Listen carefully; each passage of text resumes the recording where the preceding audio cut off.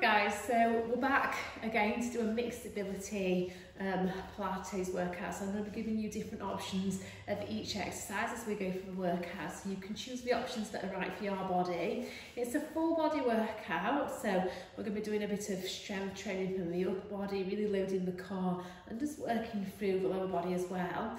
I'm going to give you the option of using the band. You can do all the exercises without the band. In some cases that will make the exercise harder, and in some cases it will make the exercise easier, so you choose your options.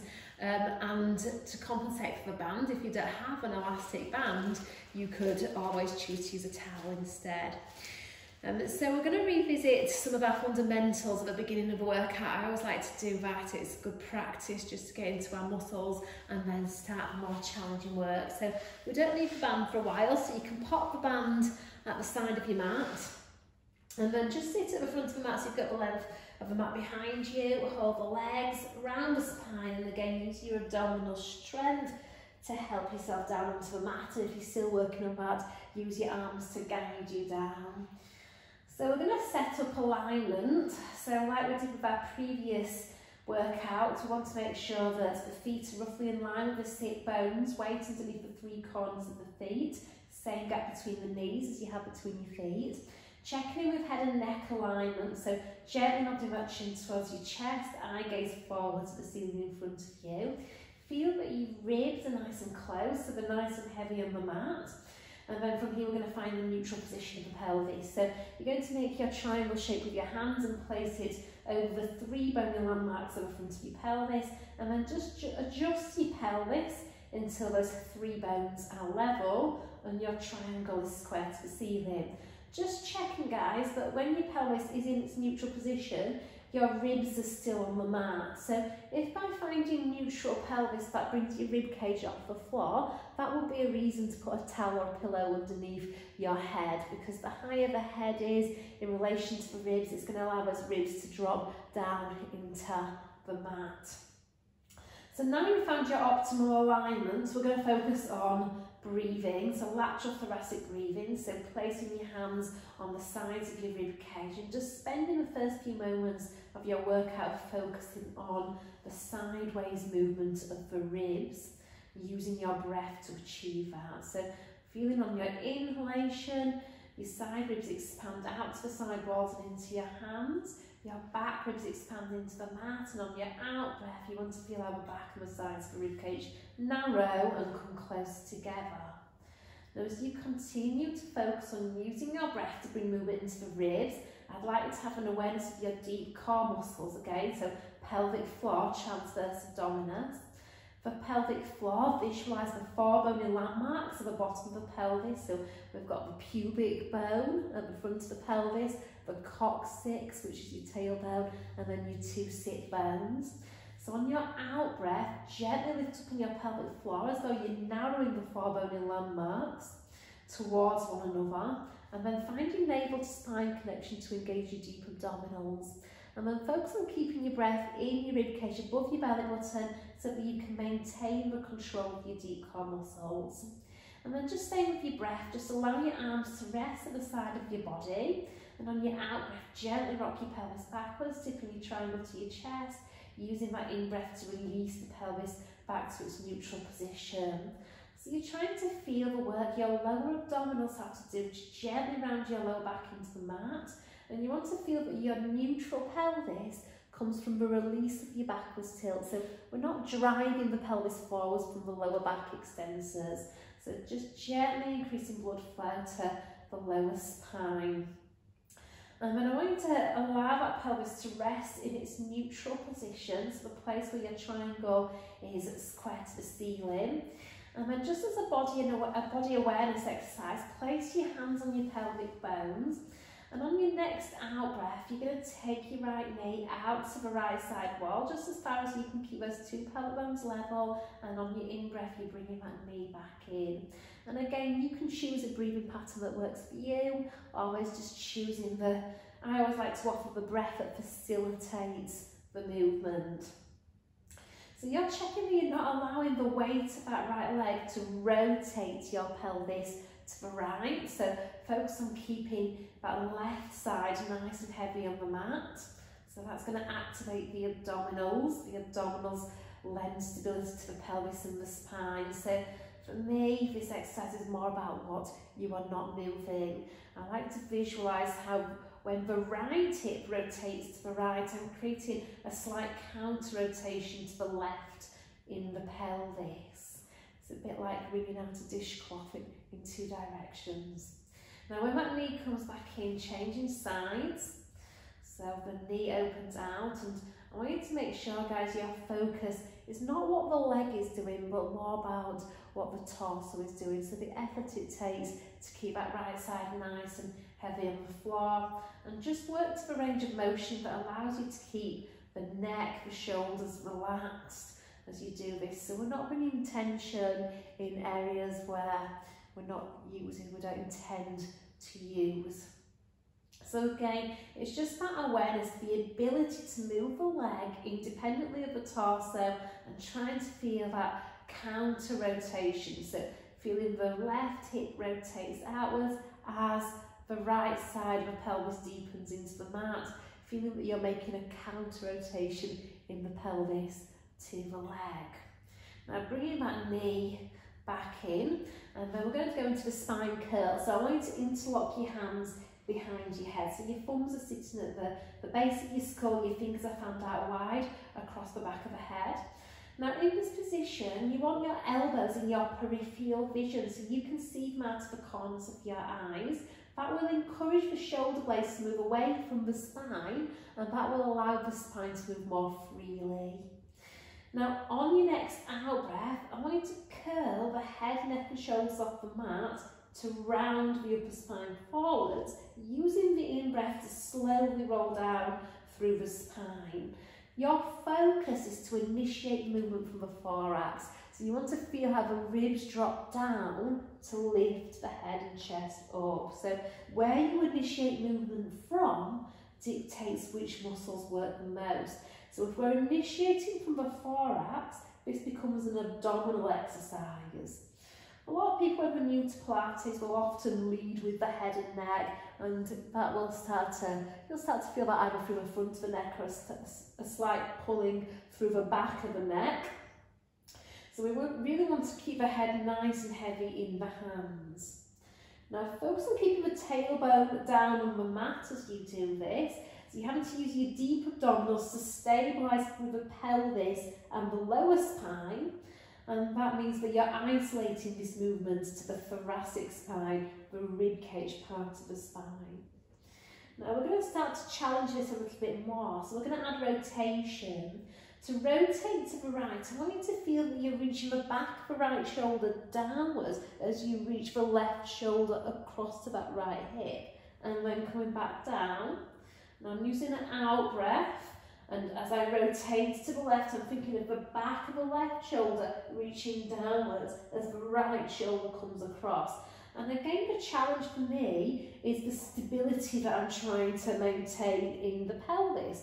So just like the knee drop exercise, I'm trying to feel that counter rotation in the pelvis to the rib cage. So as I rotate to the left, I'm working on trying to keep the back of the right pelvis really heavy on the mat here. Now hopefully you can see from me, but I'm trying to keep the head really relaxed in my hands. So my head is turning from my waist and my middle back, not from the neck. So I'm really focusing on bringing movement through the rib cage part of the spine. So I'm going to start to challenge this a little bit more. So you could choose to stay with this or come back to it. So next time we lift up, we're going to stay lifted through the centre. So keeping the tension in the abdominals for longer. Lift the right leg to tabletop, keeping that left side nice and heavy, and then rotating the body to the right. And then we're going to scissor the legs to switch as we rotate the body to the left. So when those legs are lifted, we're putting more weight through the pelvis, more weight through the spine, so further challenging pelvic stability, but we really want to get that good rotation through the rib cage without excessively twisting the head from the neck like that. So we really want to focus on what's going on in the core, really trying to feel your spinal movement. When you've got the control, start to speed it up a little bit. Just feel your natural breath pattern, keeping that navel pulled in. One more each side. These are quite tough. We started to the right, so we finish to the left, coming back to the centre, and then rolling down through the spine. So arms just resting at the side of the body, and then just to counter the hip flexion, we're going to go into some hip extension. So going into the shoulder bridge, rocking the pelvis back, and then starting to peel the spine away from the mat. So again, at the top of the bridge, I'm looking to create a nice straight diagonal line from my shoulders to my knees, so no bumping the ribs, no dip at the hips. So we've got to keep those ribs nice and closed, and then slowly roll down through the spine, one by one. So really working on that segmental control that the abdominals have of the spine. So initiating from the pelvis, driving this movement from the abdominals. So your pubic bone is the highest bone of your pelvis, reinforcing that at the top. And then as you roll down, we want to feel how the chest bone softens down between the shoulder blades, the ribs sink into the mat, really working on that abdominal contraction to stretch the back of that waist into the mat. We're going to do one more like this and then change the way we do the same thing. So this version of the bridge is a lovely way of bringing movement into the spine and using the backs of the legs and the buttocks to really open up through the front of the hips. Now this time we're going to do a neutral bridge, so we're going to keep the pelvis and the spine in neutral, and I want you to press downwards into your feet to lift your hips up, and then we're going to bend at the hips to lower back down to the mat. So we're still initiating the movement from the pelvis, but this time we're driving the movement from the hip extensors, so the backs of the legs and the buttocks. So you should feel this changes muscle emphasis a little bit, so you're a little bit more into the backs of the legs and your bottom. To get the lift, I want you to feel it's the push down into your feet that gives you the lift up. So that will help you connect into the back of your legs. If you're thinking of pushing up through the body, that can activate your back extensors, and we really don't want that. We want to keep the back extensors nice and relaxed, really getting into the back of your legs and your bottom. And again, when you feel the control of this exercise, you can start to speed it up. I like the out breath to lift, the in breath to lower. So lengthening through the front of the hips, bending through the front of the hips. But lowering phase can be a little tricky because once you've trained your body to roll up and down through the spine, it can be quite hard to keep that spine in neutral. So you've got to think of leading from your tailbone as though slightly tipping your triangle towards your feet as you lower down. Now we're going to lower down halfway. And in this position, you should be able to tilt your pelvis. So you're going to tip your triangle to your chest and then release. So we should have that backwards tilt. So your pelvis stays where it is in relation to the mat. It doesn't get higher or lower, but you're trying to feel that strong abdominal contraction, that connection that I call the pubic bone to belly button connection. Ribs really relaxed. There's a lot of work through the back of the legs, the bottom. Now you're going to keep that pubic bone to belly button connection. It's as though you're trying to really shorten the muscle fibres of the lower abs. And then keeping that pelvis stable, make the weight of the right leg lighter. It's as though you're about to lift the foot off the floor without making it a reality. Now you should notice how that sends the work into the opposite leg. So you're having to really work hard through the buttock, the back of the thigh, but can you still keep that abdominal control? And if you can, that would be a reason to lift that leg, and then taking that foot back down, changing sides. So pubic bone to belly button, make the weight of the leg lighter, and then lifting up. So we've got the challenge of keeping the two pelvic bones really level, but ribs staying close, so they're staying soft and relaxed as we do it. So a lot of people will lift the leg up, and as soon as that lift happens, they'll lose the abdominal control. So then the spine becomes a little bit vulnerable to the weight of that leg. So we need to try and keep that pubic bone to belly button throughout. So we're going to roll down, and when you come back down, just take your feet as wide as your shoulders, your hands a little bit wider, and then just roll your knees side to side. So just releasing tension out of the back. Okay, and then we're going to take a hold of the band. You could use your towel at this point if you don't have a band. So we're going to do a dynamic stretch for the hamstrings, the back of the thigh. So keeping that pelvis stable, so checking with that alignment, you're going to bring your knee over your hip and then pop the band over the ball of your foot. And if you have to come out of alignment to put the band over your foot, then just make sure that once that band is over your foot, you know where your neutral position is. So I'm finding that place where I perceive my triangle is square to the ceiling again, my ribs are on the mat. So we want to feel that the knee's directly over the hip, the shin is roughly parallel with the ceiling, and without changing where the thigh is in relation to the body, you're going to reach your foot up to the ceiling and then re-bend that knee. So we're straightening the knee and then bending the knee. So the only joint that's moving here is the knee joint, and the action of extending that knee activates your quads, the muscle at the front of the muscles at the front of the thigh, and by doing so we're stretching the muscles at the back of the thigh. Now this is a dynamic stretch for the hamstrings, the back of the thigh, and start to think about the two ends of the hamstrings. So the top of the hamstrings starting roughly where the sit bones are, and then the bottom of the hamstrings going into the back of the knee. As you reach your foot up to the ceiling, I want you to think of anchoring the sitting bone, the right sitting bone downwards into the floor, as though you're trying to reach the two ends of your hamstrings oppositionally. Now if you can challenge this more, slide the opposite leg out along the floor, so that will stop you from cheating your hamstring stretch. So some of you might feel now it's a deeper stretch down the back of the leg. And then keeping that leg as straight as your flexibility allows, focusing on breathing into the ribs, we're going to start to make circles with the leg. So you're going to go out to the right side wall and down, over the midline of the body and up, breathing in for one half of the circle, breathing out for the other half of the circle. But challenge is to keep your pelvis still and stable.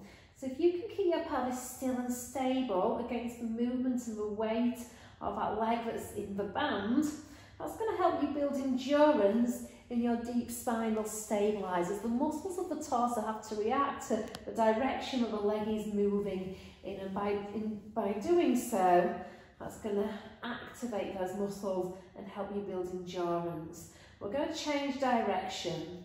So if you feel the control of this, you can start to make your circle bigger.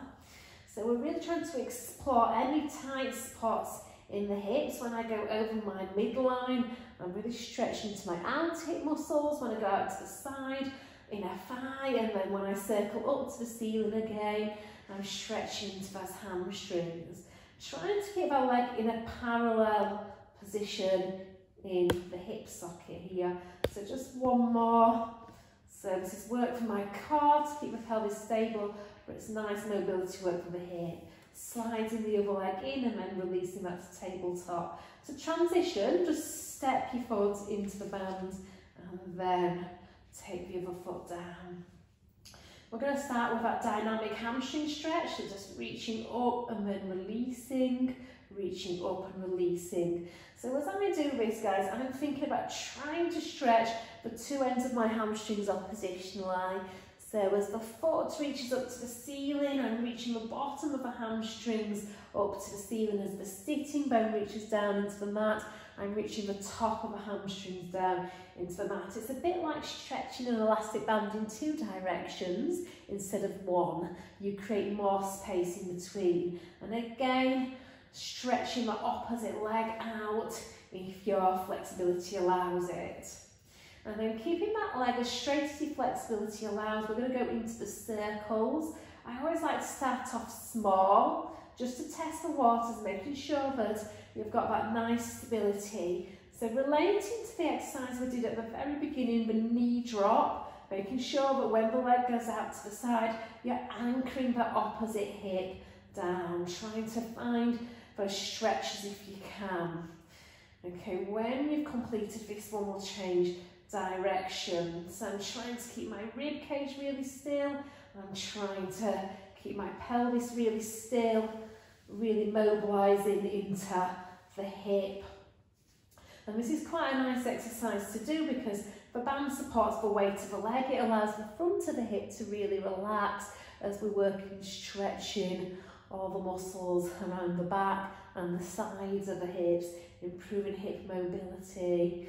So last one, and when we've done the last one, you're going to walk your hands up the band or your towel, so lots of tension, and we're going to use this as a transition to sitting. So keeping that chest nice and open, the collarbones wide, nod the chin, and like you practice with your spine curl, ribs drop down to lift your head and chest up, and then press your leg forwards as you reach your spine forwards. So the forwards energy of the two ends of the torso brings you all the way up to sitting.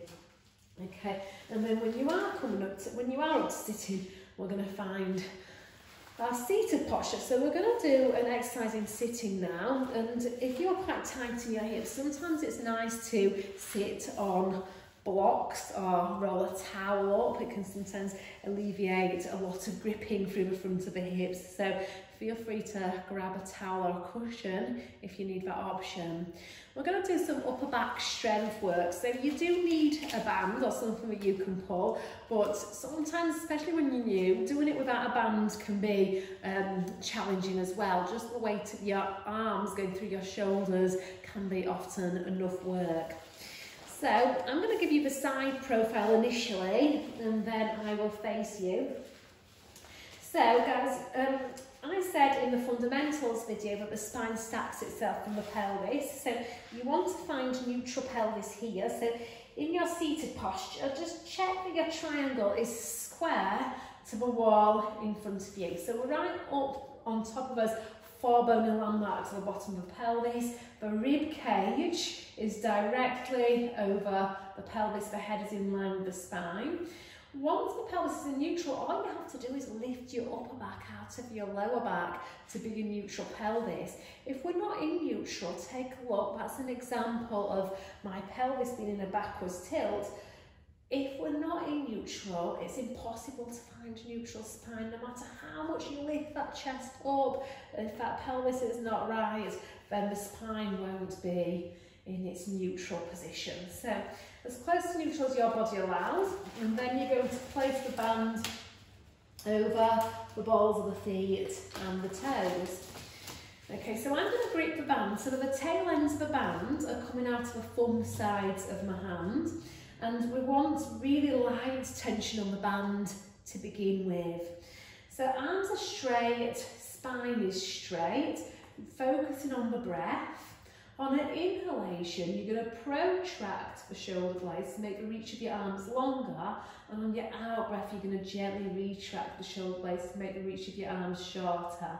So the distance between your hands remains the same, and your arms remain parallel with the floor, so they're not going higher or lower. And we're trying to keep the rib cage nice and still. I'm simply allowing my arms to follow the movement of the shoulder blades as the shoulder blades gently articulate on the rib cage, working on trying to keep that spine nice and long, so head and tailbone reaching opposition line. So once I've got that awareness of the shoulder blades, find that midpoint and then thumbs up to the ceiling. Now I am just going to reduce the tension on my band because I know my own strength. If you want to work harder, hands close to the feet, takes more strength, kinder, hands further away. Now on your out breath, you're going to press your arms out to the side walls, and then the in breath brings the arms forwards again. So I call this the T position, and then we're reaching to that wide V position. Focus on initiating a movement from the shoulder blades, but leading with the hands. So the back of the hands are reaching back as you pull from those shoulder blades. So if we initiate the movement from the shoulder blades, we make this a back exercise, and this is an excellent exercise for posture. You're strengthening the posterior of the shoulders right through to that middle back and opening up that chest. By keeping those thumbs up, it encourages us to keep the shoulders nice and open so the arm bones don't drop forwards in the joints here.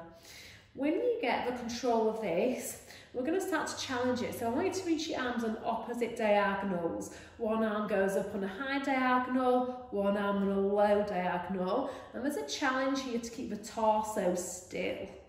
So the movement of the arm starts to create a rotational force through the spine, and your goal is to resist that. So that takes quite a lot of strength in those spinal muscles. And we want to feel that the two arms find their destination at the same time. It's not ideal to feel this in your neck muscles. That can indicate that the deep middle back muscles are not doing enough. So you would either reduce your range of motion or reduce the tension on the band. So just choose the option that allows you to feel this through the back of the shoulders and through the mid-back. We're going to make this one the last one because these are hard, and then release. So just giving those shoulders a roll. Okay, so we're going to bring a little bit of movement now through the spine again. So coming into the cat stretch. So in your quadruped position, I'm always looking for good utilisation of the shoulder stabilisers here, guys. So that's the place that when the spine is straight, the shoulders are lengthening away from the ears and the rib cage is gently lifting up onto the shoulder blades. So we don't want to be here to engage those shoulder stabilisers, but we don't want to be here either.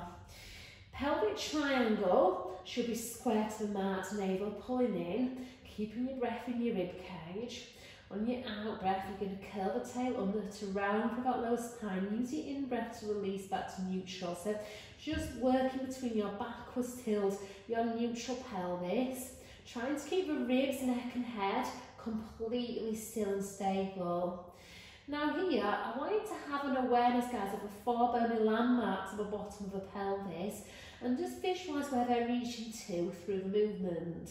So on your backwards tilt, you want to feel how your pubic bone moves closer to your belly button, your tailbone curls under, your sit bones narrow. As you release to neutral, pubic bone lengthens away from the belly button, the tailbone lengthens back to the wall behind you, the sit bones widen a little. Now on your next backwards tilt, take the movement into your full cat stretch, lifting your back ribs to the ceiling, chin coming to the chest, feeling that rounded shape at the two ends of the spine, and then coming back to that neutral position. So the head coming up last. So initiating that movement through the pelvis, from the pelvis first, and then neck and head last. Really pushing the floor away from you with the strength of your two straight arms. As you come back to your neutral position, you want to keep that upwards energy of your abdominals. So we're going to do this just 2 more times, trying to feel that strong abdominal contraction, stretching through the back of the waist and the back of the rib cage, lengthening those shoulders away from the ears. And then one more. And then when that spine is straight, sitting back onto those heels, just taking some time out on those wrists. Okay, so coming onto your bottom and swivel your legs out in front of you. We're going to do the roll back, and we're going to use the band for some feedback. So we're going to use the band for support rather. So you're going to place the band over the balls of your feet and your toes, like you did when we did the back work. And then from here, we want to find that place where we've got straight arms and a straight spine. So pelvis in neutral, lifting your upper back out of your lower back. And then we're going to initiate that movement from the pelvis. So I'm lifting up on my pelvic floor, drawing that navel in, curl the tailbone under to round through that lower spine, and then slowly roll backwards onto the pelvis. Now as you roll back, keep your eye gaze forwards, as though looking at the horizon in front of you. To come up, initiate it by reaching your chest bone forward towards your thigh bones. Once your shoulders are over your hips, lift and lengthen up through the spine. So we're going to do that a couple more times. So you want to find that pubic bone to belly button. That's it, really reinforcing that action as we go a little bit lower this time. So we're really focusing on what the pelvis is doing, drawing that navel in. And then as you come up, focus on chest bone rounding forwards. So we're not pulling the spine forwards by pushing the head forwards. And then growing tall here through the spine. So on the way back, you'll notice that the tension of the band increases, and we're going to use that for support. If there's a part of the spine that wants to fall down, I want you to try and put your internal brakes on and slow it down over those vertebrae. And on the way up, you're going to use the elastic recoil of the band to assist the abdominals in bringing that spine up. The parts of the spine that want to fall down, it usually indicates a little bit of reduced mobility in those vertebrae. So I really like the bands to help you roll over those bones, improve that mobility in those tight spots. We're going to do this one more time, and then we're going to take this into the series of 5, which is quite a strong challenge for the abdominals. So coming back up and then losing the band. Okay, so if you've been doing Pilates a while, you're going to be familiar with the series of 5. The series of 5 are 5 abdominal exercises that we do back to back without a break, and really challenge endurance in the abdominals, so you feel quite a burn with this exercise. Guys, you can take a break anytime you need to come back into the exercise when you can. And these exercises, most of them can be done with the head on the floor if you have any neck issues. So we're going to use that roll back, the same action we practiced with the band, to transition to a series of 5. So I'm going to the base of the shoulder blades, keeping the head and chest lifted. I'm holding myself from here, not through those neck muscles. Now from here, I'm in slight imprint, so my lower back is contacting the mat, but what this isn't is a big tuck of the pelvis where your hip flexors are overworking. So we really want those abdominals to be working here. One leg lifts to tabletop, and then we're going to find the arm pattern. So your opposite hand reaches to the outside of your knee, and your arm on the same side as the leg is reaching to the inside of the shin. And then the other leg stretches out, and then you're going to switch legs. So the challenge when you do this is to keep the body still, but we want to feel that we're stretching the hip muscles. So the leg that you're receiving, you're trying to stretch your glutes, and the leg that's pushing out, we're trying to really lengthen through the hip flexors.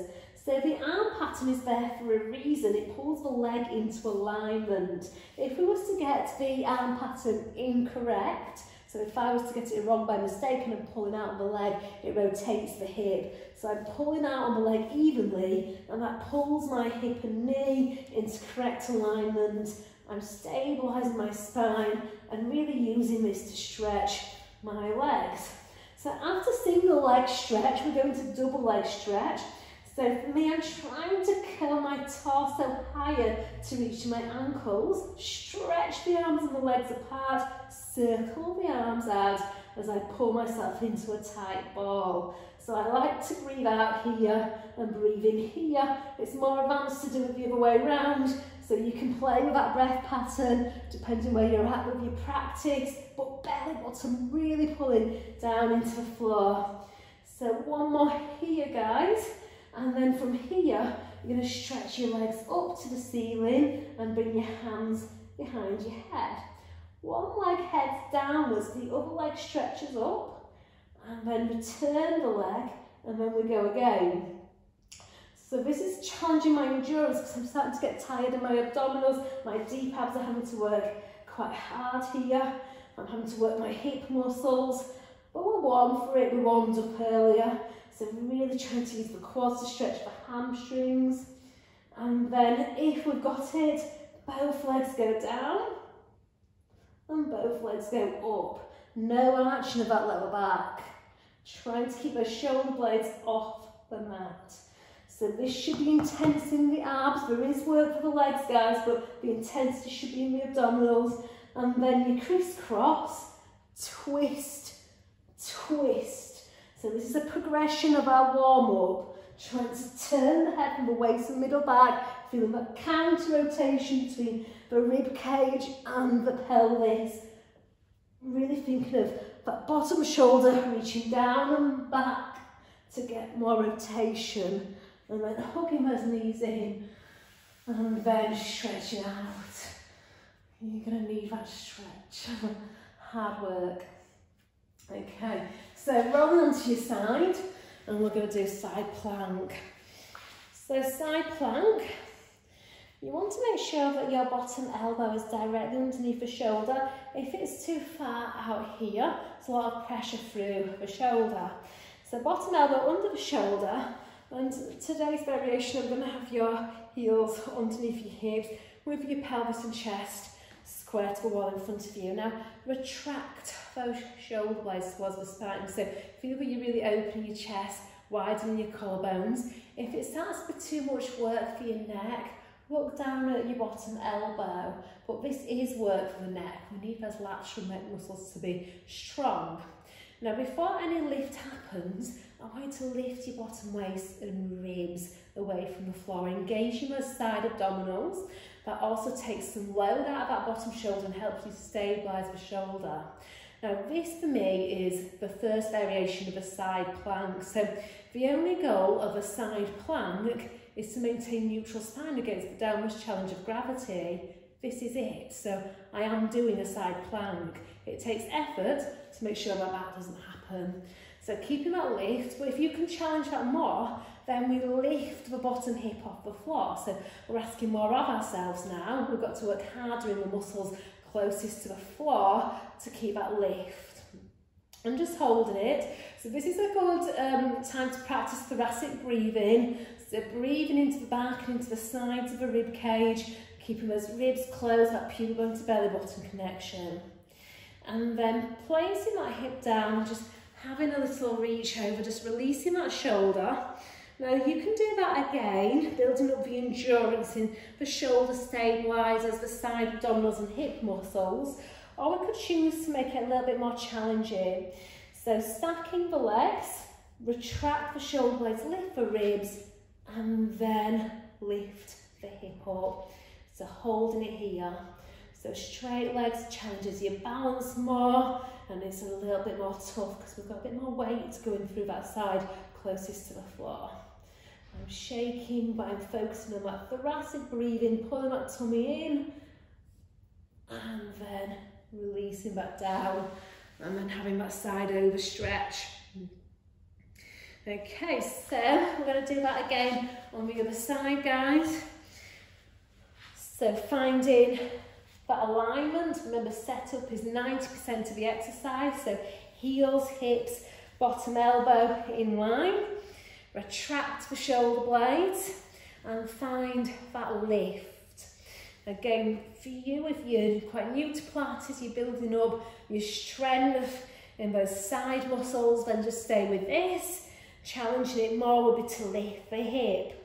So checking that when you're lifted, we're not allowing that bottom shoulder to round forwards. You've got to keep asking yourself to pull it backwards, asking yourself to lift the rib cage up. Good, feeling the head and the tailbone are nice and long, so you're reaching them oppositionally. Lower the hip, release your weight out of that bottom shoulder. Let's do that again, but this time with straight legs. The hard option. And what you get to find out with these exercises, guys, is the difference of strength between one side of a body and the other. So in general, we always have one side that is challenged for strength, one stronger side, and that's normal.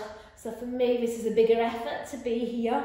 It's if one side can and one side can't, that's when we generally get the symptoms of our imbalances. Okay, but it is normal to feel that one side is a little bit kinder to us than the other. That is enough of that. Okay, so releasing over and stretching. Okay, I'm going to use the band for a back exercise. You don't have to use the band. This is quite challenging without the band, but if you have got one of these and you do want to add a little bit more load for your muscles, then you're going to spread the band across the width of the mat, and when you come onto your belly, I want you to have your pelvis on the band. So you want to make sure that your pubic bone is anchoring that band into the floor. So like our fundamentals taught us, we want to feel that neutral pelvis here. So it's that slight pubic bone to belly button connection. Make sure your two pelvic bones are definitely on the mat here. And then you're lifting up on that lower abdomen as though you're trying to make the weight of the lower belly lighter on the mat. And then arms are straight at the side of your body. So we're trying to keep those gluteal muscles quite relaxed here. So we're isolating the movement through the middle back muscles. So my abdominals are organising my pelvis, not my bum muscles right now. So head hovering off the floor, and all you're going to do here is lift the back of the shoulders up to the ceiling and then lift your hands off the floor. Checking that when you're doing this, guys, you're not starting to squeeze your buttocks. So we want to feel that pubic bone to belly button. We can still control that pelvis and the spine with those abs, and then releasing back down.